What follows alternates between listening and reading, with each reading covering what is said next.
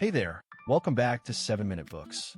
I'm Sam, and today we're diving into Isabel Wilkerson's book, Caste.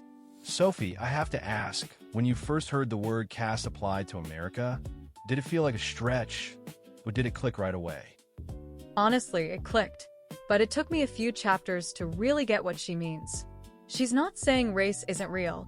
She's saying race is the visible marker, but caste is the underlying system, the skeleton that everything else hangs on. Right, and she opens with this metaphor of a house, foundation, structure, and roof. The foundation was laid back in the 1600s with slavery.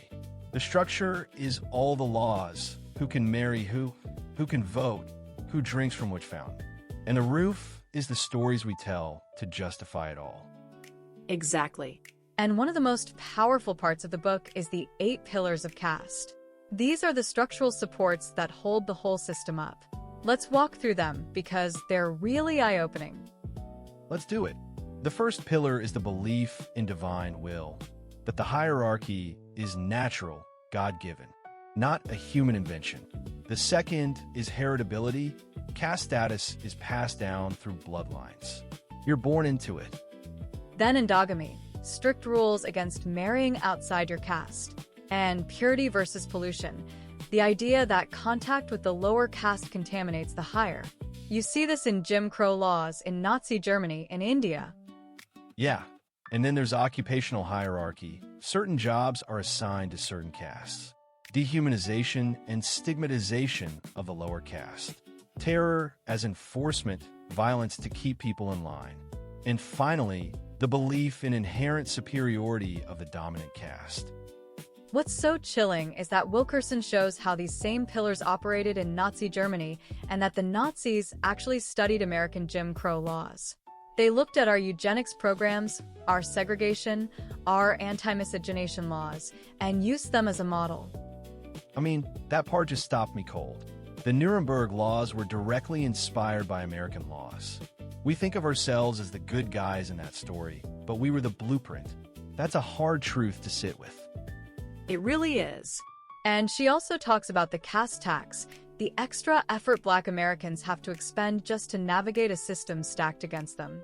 From education to healthcare to just walking down the street. It's exhausting to think about. There's this story she tells about a Black professor who was mistaken for a janitor in his own building. That's not just a rude assumption. That's the caste system at work. It assigns roles before you even open your mouth. Right.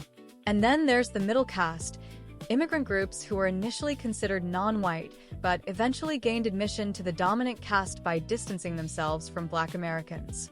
The Irish, Italians, Jews, they all went through that process.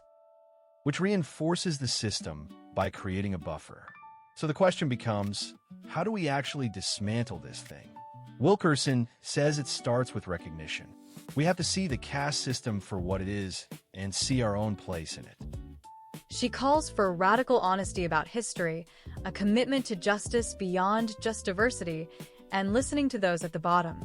But she's clear, it's not going to happen overnight. It's generational work.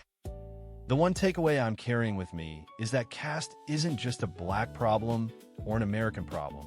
It's a human problem. And dismantling it isn't a zero-sum game. When we free everyone from the hierarchy, we all win. Absolutely. And if you want to go deeper, the whole library is over on 7minutebooks.com/app with over 6,000 fiction and nonfiction titles you can read or listen to in any language. It's $2.99 a month, $9.99 a year, or $19.99 once for lifetime access. We'll see you in the next one.